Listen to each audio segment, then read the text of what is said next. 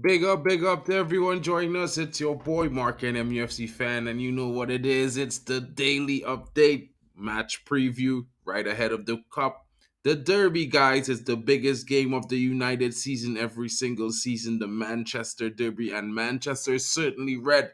Obviously, this season Manchester United haven't been doing really well, guys, but it's a tough one. It's hard to read. It's been up and down, but there's a manager in his second season implementing his style of so of course there's going to be teething problems as we go along. But we face the big guns, Manchester City. Everyone is saying that they're going to win the league. It's a sure thing. They're going to do another treble back to back. Is that for sure? Is that just a hype? Can Manchester United stop Manchester City? Guys, I got my buddy Drex in the building to help me bring this up and let you guys know how we feel about this game and how we see it. So, welcome, Drex. And at the same time, I'm going to play the intro so you guys could take that time to smash the subscribe buttons, like, and share it along on your Twitter, on your Facebook. You know what it is, guys. We are here.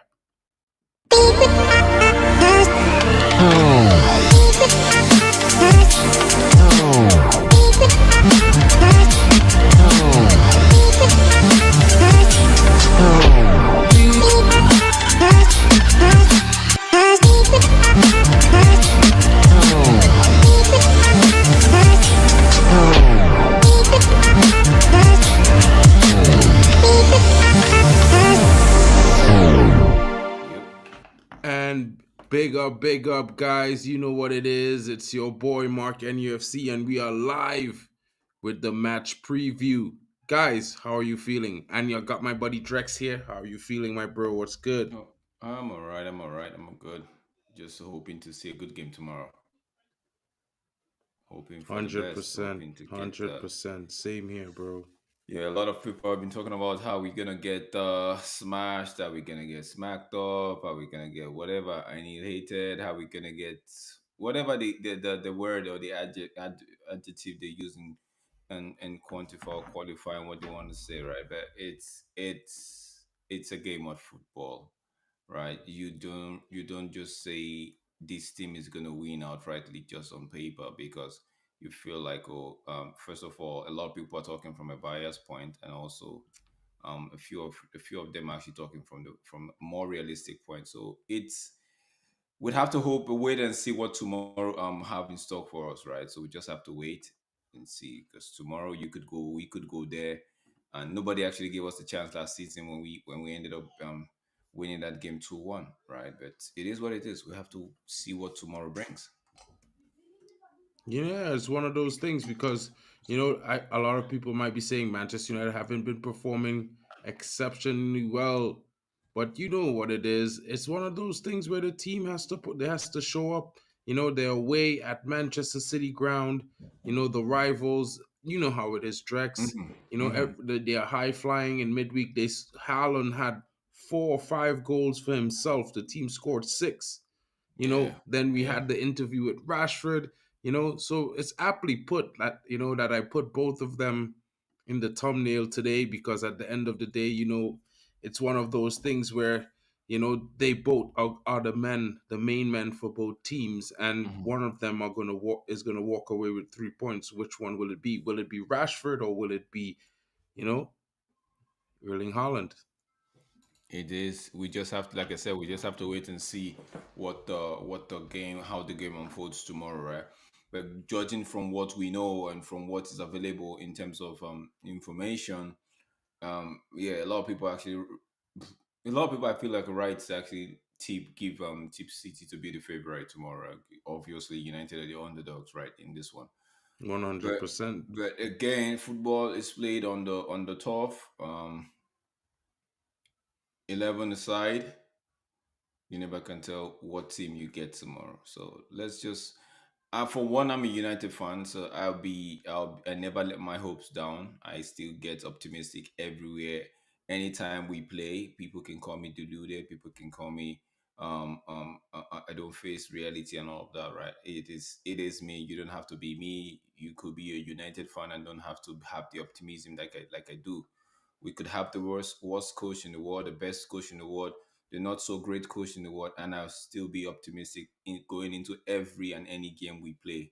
So long, even the exhibition game, to tell you how bad it is, the exhibition game, I go with the mindset of okay, we're still gonna win, right? So yeah, whether it's preseason, whether it is United playing for fun, I even for fun, I want United to win. So it is what it is for me. That does not make me oblivious of the fact of the variables and the facts or the reality staring us in our face. Because when I speak about that, I'm talking about the injury records, right? The roller coaster of a season we've had, right? I put all of those into consideration. But like I said, football is a funny game. You you never can tell what you're gonna get each game day. So for me, just optimistic and wait and hope to get a good game. If it doesn't happen tomorrow, we move on. The heavens will not fall. We just move on. Exactly, exactly. And I mean, lots to examine in this game. We had a whole match day of fixtures. I was looking also at La Liga. Mason Greenwood is playing Hmm. not such a great result for Getafe. They finished a 3-all You know, that draw game, I as feel like after they've been leading, three three one. goals to one. Mason had a really good performance. That dribble is almost unstoppable. Whether he goes left, he goes right, he might even go straight through you at the same time. Oh It's yeah. hard to stop him. You could see the highlights. He got his goal as well, took it first time, first chance of the game, really, you know what I mean? And he buried it. So that was a good performance from him today. Not so good a performance totally from the team. But moving on to Manchester United now, we are suffering with some key players out, like Lissandro Martinez as well as Luke Shaw. There's other players missing, like Hoyland. Who knows if he's still out? The manager said we're going with the same lineup like we faced Yeah, Nottingham for us. Forest in midweek. You know what I mean? In the cup where we won 1-0. A lot of people might say, it's Nottingham Forest, but they were playing definitely to try to get a win, and we're playing lots of players out. Like, after the game, there were other players who walked off the field that possibly might be in doubt for the game coming up. You know, Bruno was one of those players. Harry Maguire is now out as well. Hmm. Know, we're going to face this team, City, who's got most of their players back from injury, a fully fit squad, basically, and we're facing them weakened to the bare bones. What kind of result do you think Manchester United should be looking for? Like at the same time, I think we could definitely go there and get a result, be it a draw or maybe a snatch and grab or win.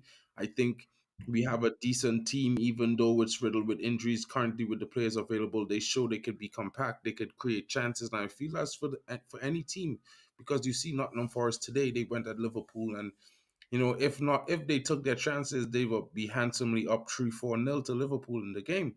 You know what I mean? And I think they would rue the chances that they missed. And I hope that United does not have to rue chances missed in the game tomorrow, because certainly it's not going to come, a lot regular in the game. But all the more important reason why we have to take them.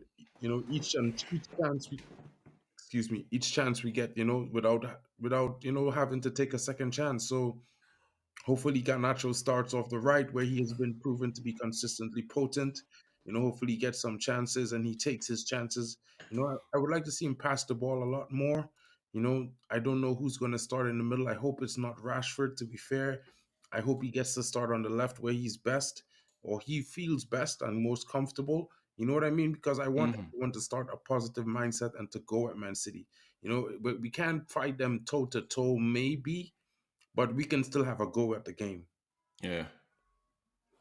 For me, right? If you look, take a look at um take a look at it holistic with a microscopic view, right? Yeah, the last five meetings at the Etihad, CD have actually won three, we've won two, right? So now, is it something to be because the last meeting under Eric Ten Hag was the 6-3 GD. defeat, right? So looking at this game microscopically, you have to know, you see how bare we are to the bones, right? We are very we don't have the numbers at the moment.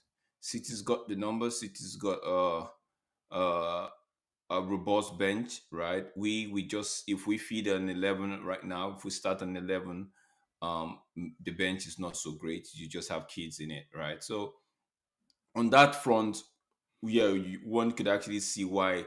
a lot of people, as well as Manchester United fans, are actually hope and saying, okay, some of them have even thrown in the tower. They put in with the white flag waving already, saying that okay, this is a done deal. Let's move on to the next game, right?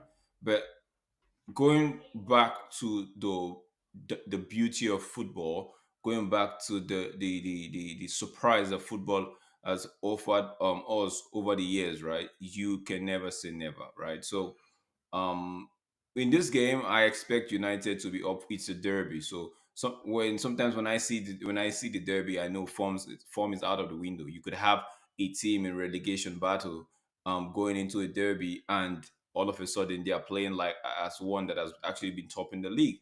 So form is out of the window. It's a derby game. Man City might be hot at the moment, but like I said again, it's a derby, so you never can tell what you expect, right? So both teams will be raring to go. Just going to take a slight dig here. It's not like United fans are going to be in the stand, so it's going to be basically like home for them, right? So because the Etihad is not always, it's never ever full until the United game comes around. So yeah, we're going to have United fans in the stand, a lot of them, and it's going to be feel the presence, right?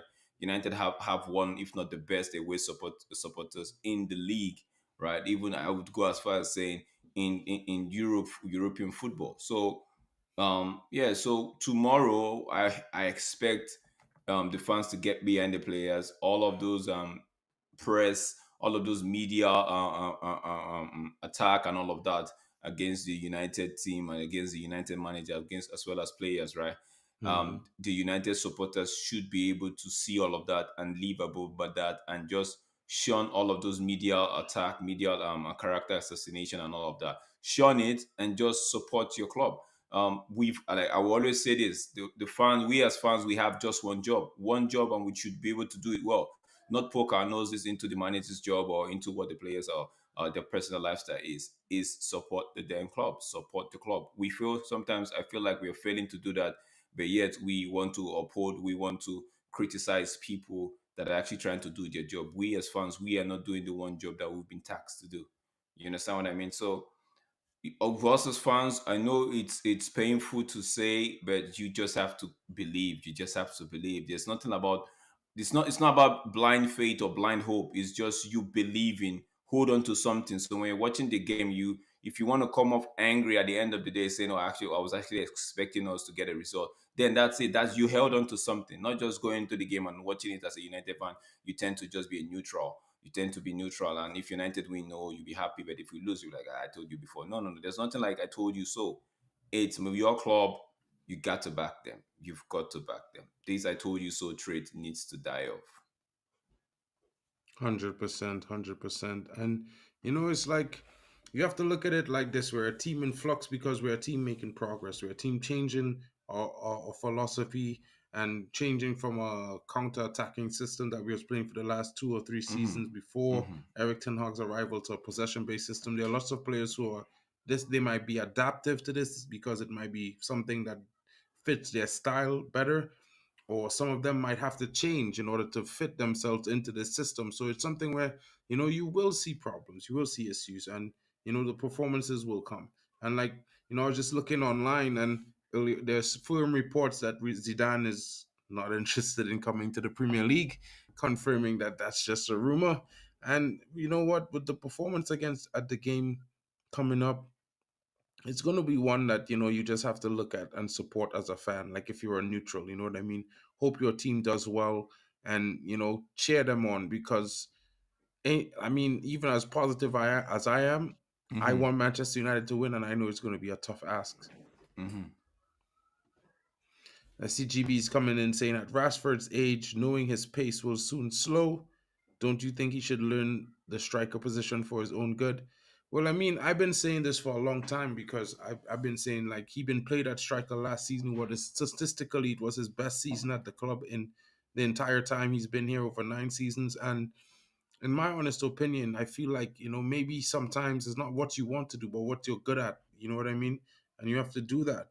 So he chooses to play off the left. He doesn't really want to play at striker. So, I wouldn't fight him on that issue, GB, because Even if the manager is probably saying, "Hey, this situation is good for you," he's actually coming out in reports and saying, "Well, listen, I don't want that. I'm better off the left. I feel more comfortable. I don't want to be playing there." So it's like a damned if you do and a damned if you don't situation. You know what I mean? Yeah, I feel like for me, I feel like it's a case of he's more of where he finds his comfortability, right? Of where he finds his comfort. It's on the left wing because on the left wing, we all know his kind of game. He doesn't really track back to make a defensive cover, of which he's improved. I'll say this to him: he's improved this season compared to last and the season before, right? Um, but I feel like as a number nine, he knows that that's a demanding task. He knows that's a position where he would have to sacrifice what we know him for in terms of because guess what? Get my theory. Just get my theory. Follow me through, right? At the left wing, he barely gets the ball. Prior to this season, he barely gets the ball to the center man, to the striker, right? He knows in the last couple of seasons that whoever plays the striking for United quote unquote is in a graveyard shift. So they have to do extra to actually get the goals, right? You've seen Rasmus, he had to do extra. It's the fact that he is a natural nine, right? So that's why you could see it looks kind of easy for him. But Rashford is not a traditional natural nine, so he's gonna be doing twice as much as what the Rasmus and the Marshall would do, right? So if I think I'm not so I stand corrected. I think he feels like okay, I'm comfortable on the left. It's less job to do. All I just need to do is get the ball, run at the defender, try to take my man, then maybe shoot. If I don't see a clear chance, I cut it back or give it to Mosh McCarthy, sends it to the striker and all of that. But it's for me, I feel like he's seeing it as more suitable for his style of play, more comfort, less task in terms of the things that you have to do compared to being a striker where you have to hold the ball, you have to jump to win the first header, like the first ball, then try to connect your wingers around you. Rashford can do that. Rashford cannot do that. Last season, he got those goals because whether we like it or not, a few of our players were actually looking for him. The likes of what's his name? Even when Masha came, the likes of what's his name? Anthony Genasio. People tend to slate Anthony, right? But Anthony was instrumental last season, right? For in Rashford getting his goals as well. So I feel like Rashford he knows in himself. I think there was a time he said he wanted to try being the striker, right? I think it was Ole's second season, if I'm not mistaken, right? I think yeah, Ole had an interim. They made the second season of Ole where Ole took us where we finished second, right? Rashford was looking to start in the striking position, but I think he Mm, just he just he just realized that that thing is them demanding. Although he would get goals if everybody tends to supply, but it is them demanding. So he just goes to where he thinks like he's more comfortable and where he doesn't really have to. For me, I feel like it doesn't really have to influence the game that much because if you look at it, when most of the time he plays on the left wing, right? Like you normally used to say if he gets a good game, the team gets a good game, right? mhm. Even if he's not scoring, but as long as he's getting a good game, the team will eventually get a good game, right? So I feel like he doesn't want to be at the striker's position where the spotlight is on him too much.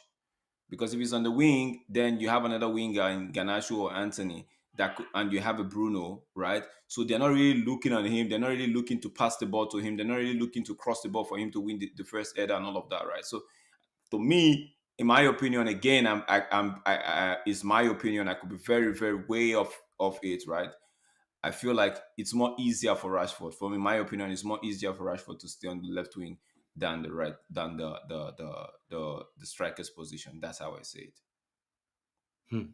I agree. I agree. And at the end of the day, there's some big up to Shay, big up to you, bro, coming in, big up to Stephanie, big up to you. Remember to hit the like button, get Mark to 200 subscribers, and get Drex to 100. Big up to you, bro. Big up to you, Shay.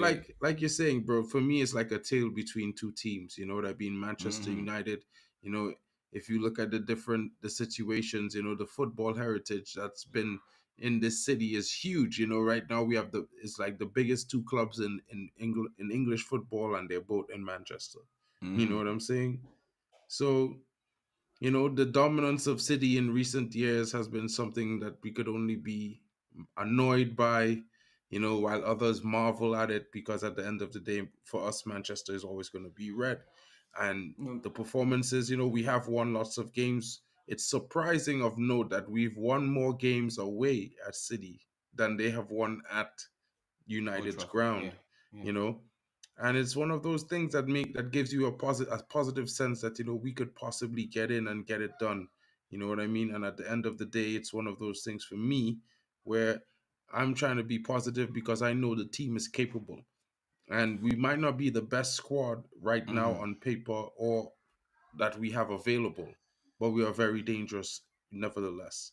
If Marcus Rashford has a good day, Anthony's on song, and we have a Bruno that's ready, you know what I mean? Let's say Casemiro is on fire and Kobe Main, bro. Like, what's to say that we don't get two or three goals at the Etihad, and Manchester City has to be on the back foot because we're taking it to them at some point in exchanges during the game.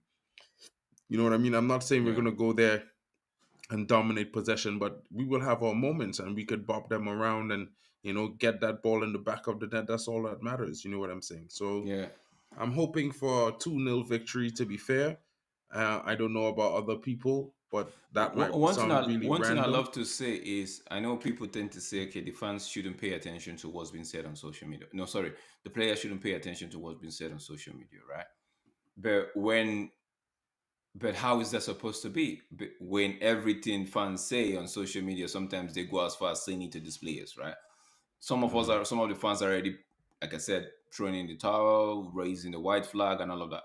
Don't you think that if players actually get the sense of United fans are actually down and out, right? If they feel like, yo, what are we doing, right? Like for me, that's why I will going into any game, I will never select the team. I believe every game is a winnable game for United.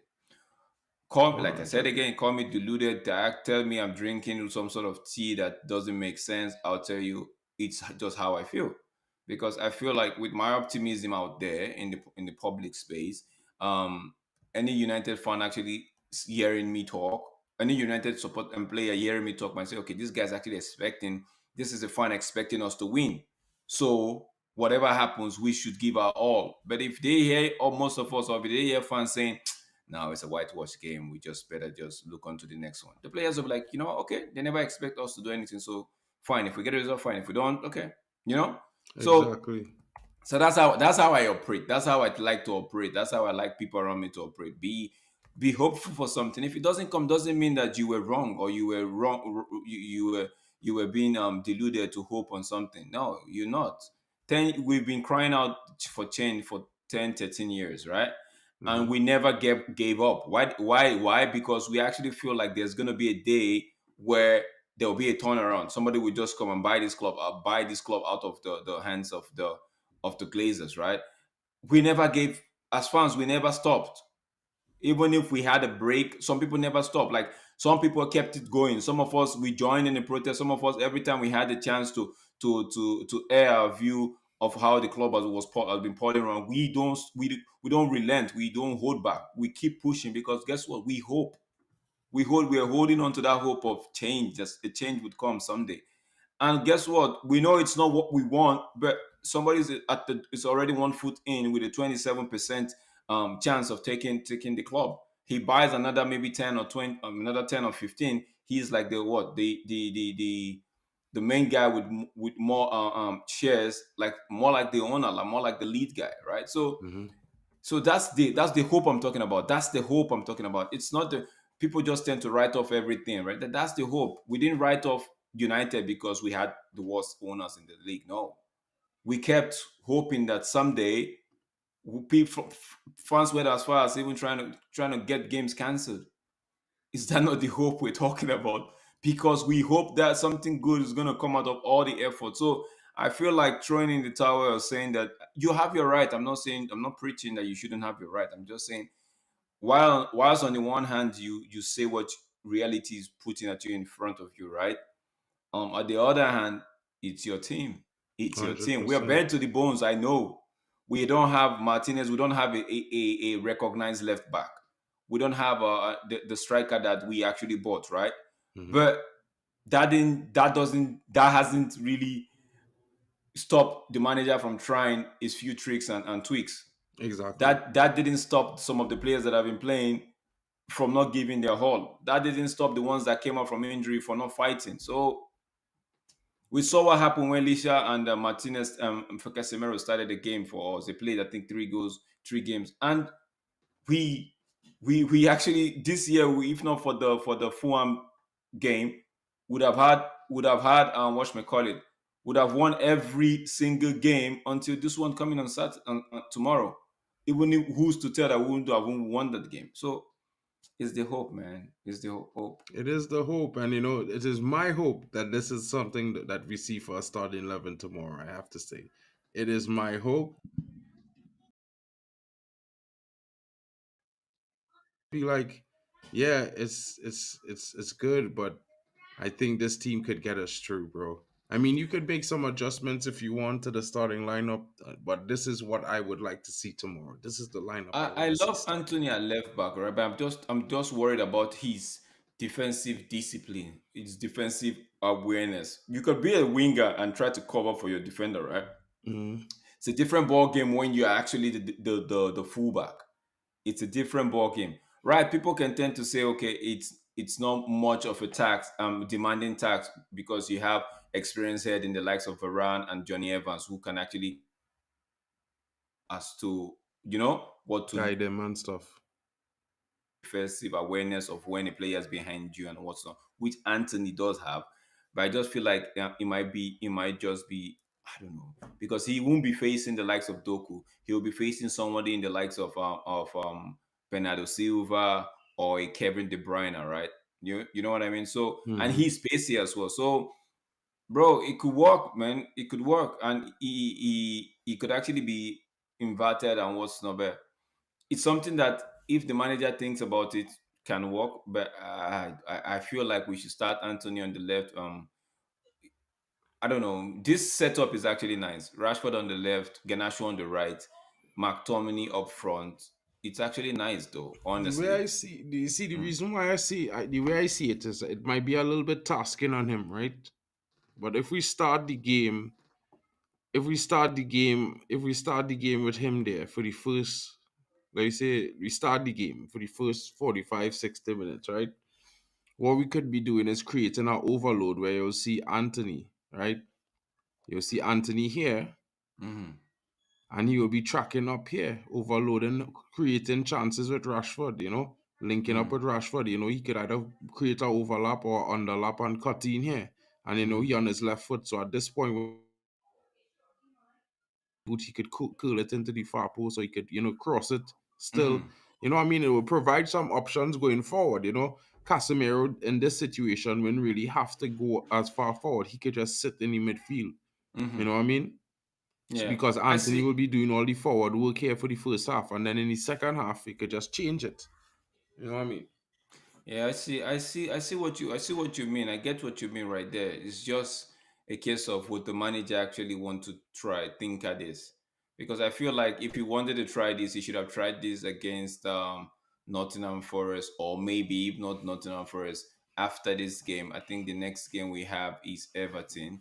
Yeah, you could try that after Everton. We have Sheffield United. So you have games that you could try this out if push comes to shove. But like what Yamamin is saying, I feel like Anthony would start at the he actually Yamamin wants actually Anthony to start in the left wing position and Rashford at the strike. Yeah, I Then saw his me, comment. I don't mind this, because I feel like we would see Genash contribute better than when he's on the left wing, because with Genash on the left wing, he tends to cut in, and if Anthony is on the right wing, they tend to cut in. So if we take that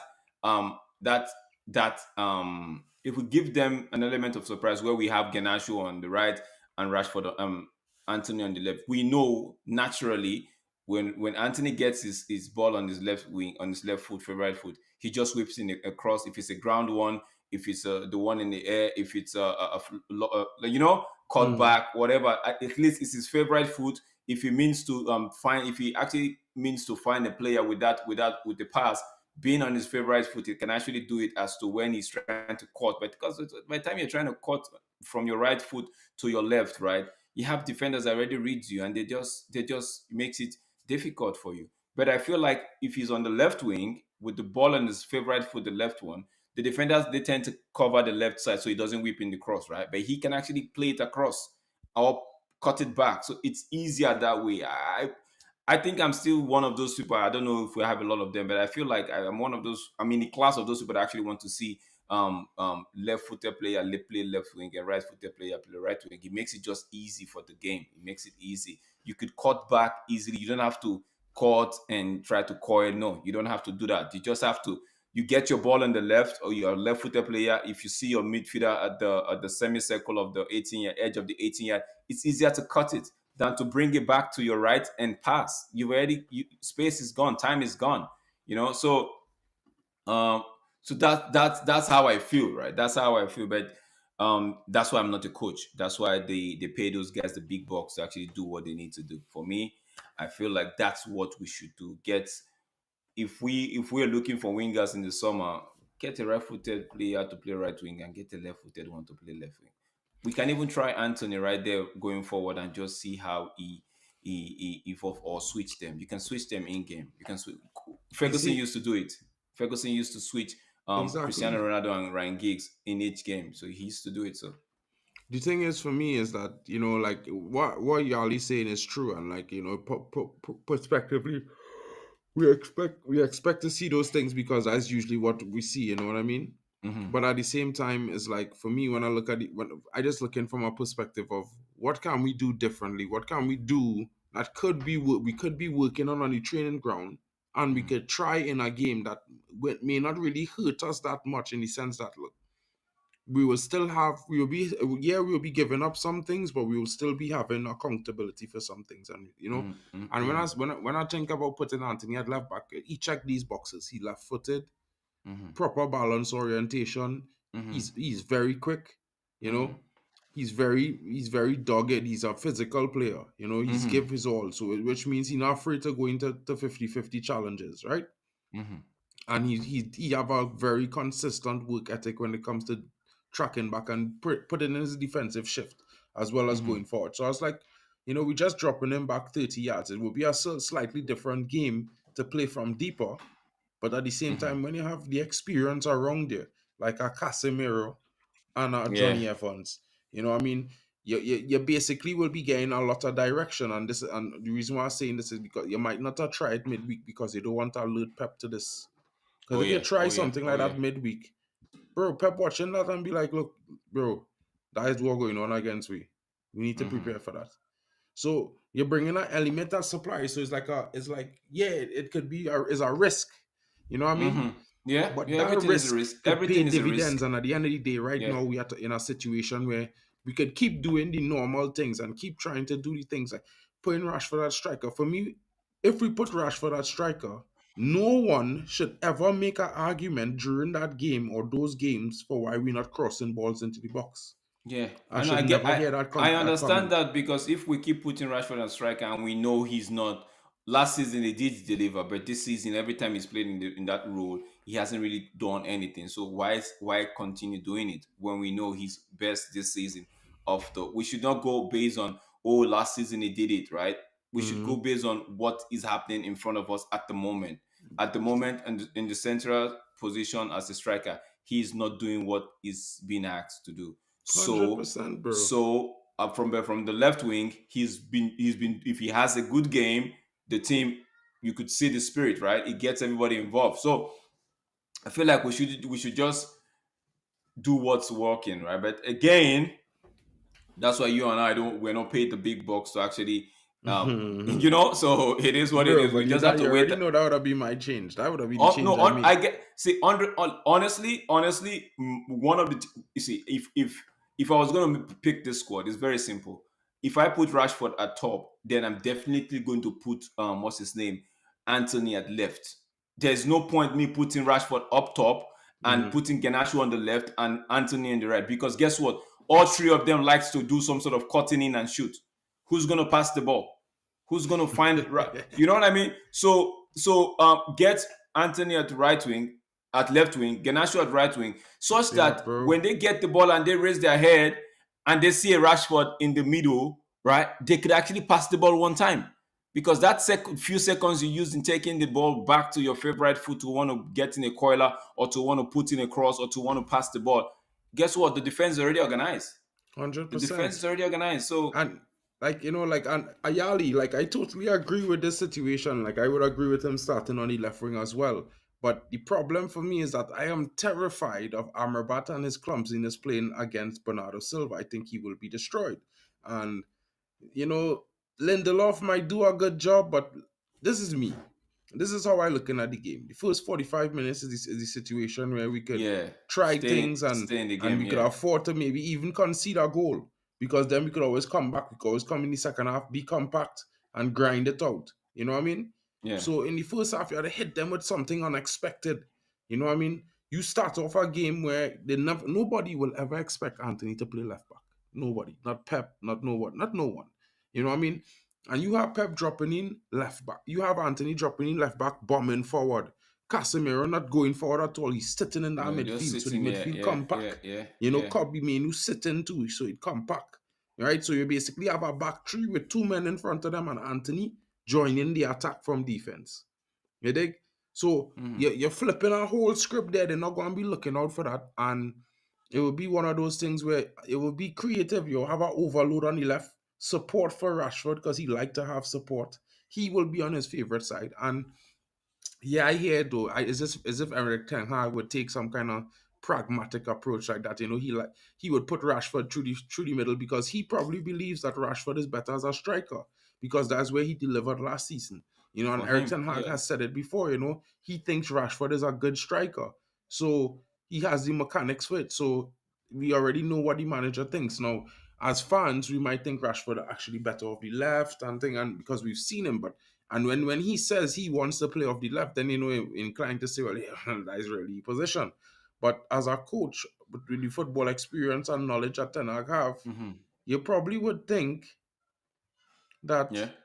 Rashford should listen to the coach and Mm-hmm. at least use it as an option. And as GB was saying earlier, he not saying that convert as a striker now, but maybe convert as a striker for the future for when his speed goes, like Mm-hmm. Ronaldo. When Ronaldo started to slow down, he converted to a striker and then boom, bang, 400 more goals score, Mm-hmm. 890 going.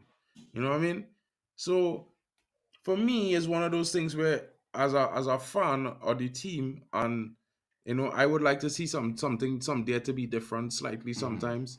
Now I wouldn't disagree with the manager sticking to his principles and choosing the best decisions that he think is fit because at the end of the day, like you say, Mm-hmm. Drex, he's the man being paid to Yeah, man. make those decisions.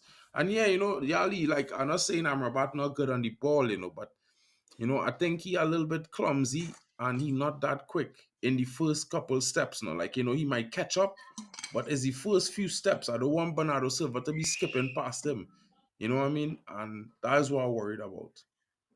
I feel like Amrabat, if he plays in this game, he will come good. The first couple of games, he has he's been lacking match sharpness, not match fitness, right? Match Mm. sharpness. So I feel like Yao Mamin has a point in there. Like Amrabat could play tomorrow and might just be dogged, might just be solid tomorrow, might just give us a solid performance tomorrow, right? But yeah, I can't wait to actually see what the manager tries to do tomorrow, how he sets up the team, and like I said, we just have to hope. We just have to hope for. Yeah, Amrabat is rusty. I know Yeah, it's but he not. start every game. He start every game for Morocco. That still counts as football. I mean, not No, to but be too distant, not to be too it's a different critical of gravy Amrabat. though.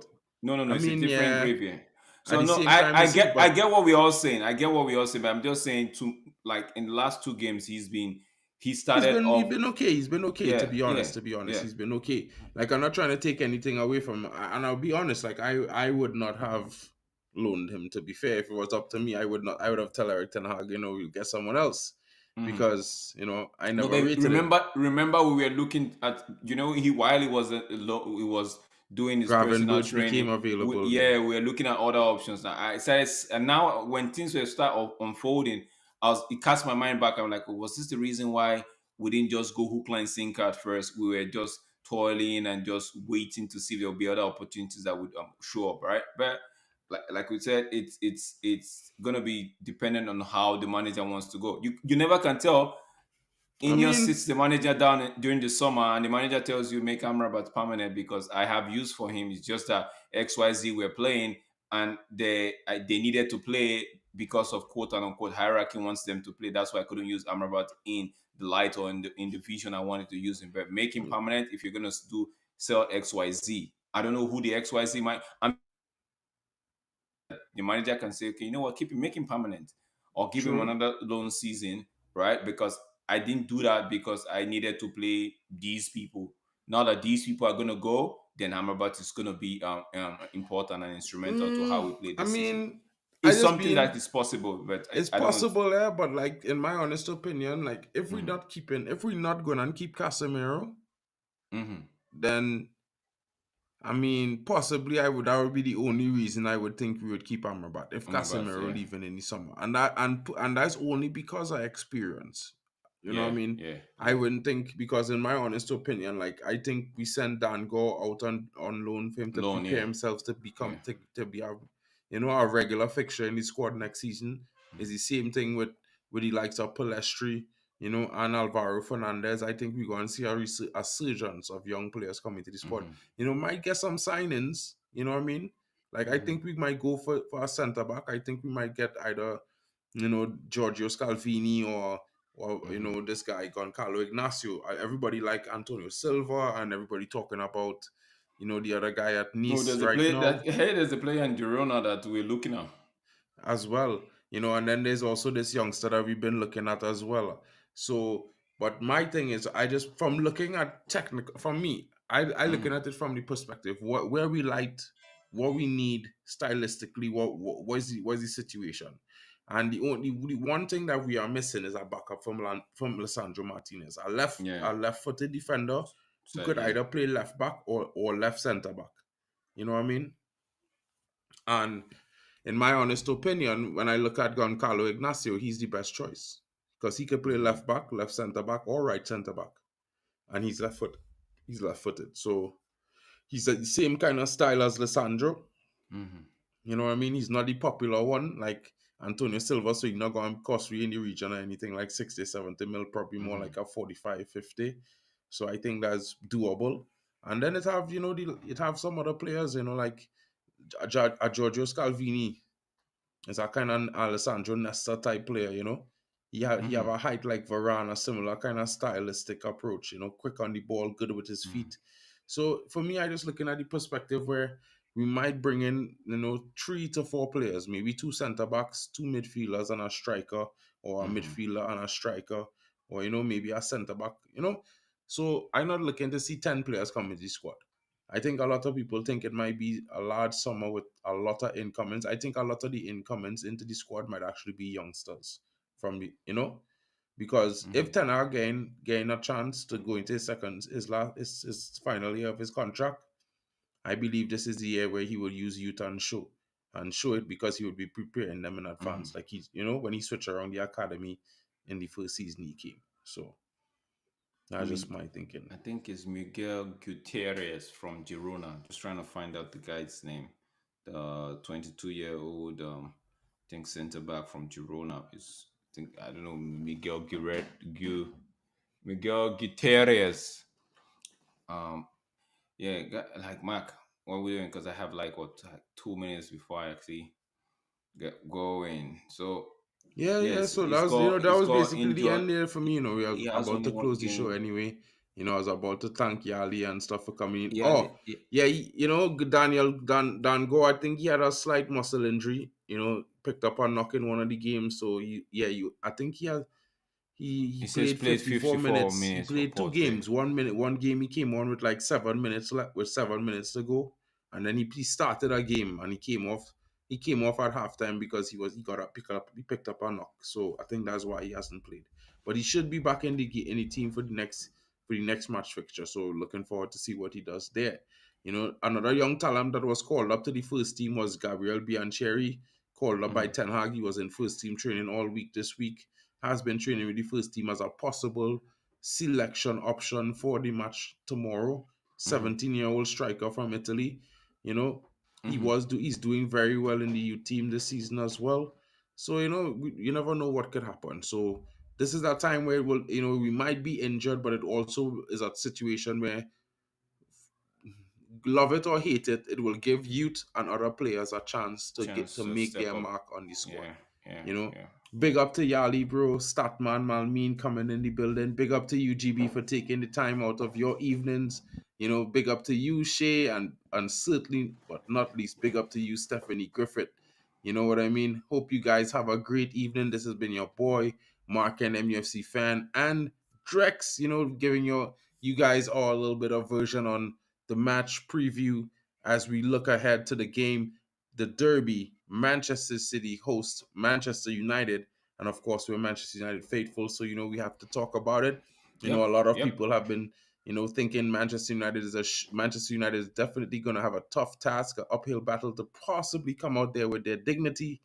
But for me, I'm thinking we're going to grind out a victory or at least get a draw. I Guys, thank you feel for I feel joining like a us. 2-2 draw is in the cards here. 2-2 Yeah, draw in the cards. hopefully. Big up Though to you, any my result buddy. for me, any result is a good result. We get a draw, we get a win. I'd love to get a win to actually put more because Aston Villa got a late winner against Luton Town.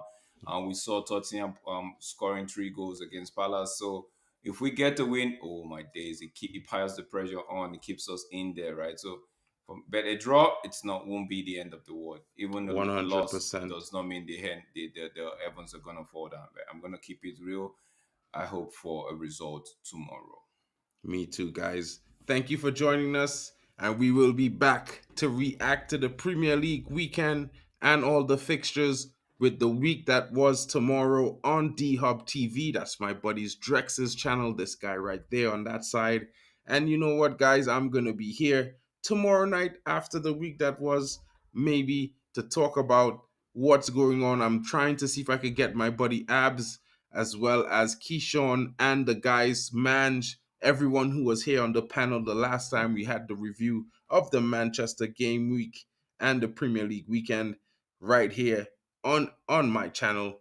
Probably after the week that was, it's just going to talk about the review of the Manchester game and get a review from each and every panelist. I hope you guys will join us then. Until then, don't forget the watch along is tomorrow. Get your likes in early because everyone has their links already set on each Yeah, channel. So go yeah, yeah. around, smash those likes for the watch along, share it around on your timeline, and we will see you all for the Derby at 3 p.m. UK time tomorrow, guys. Let's get in. Have a good night, and we will see you all tomorrow.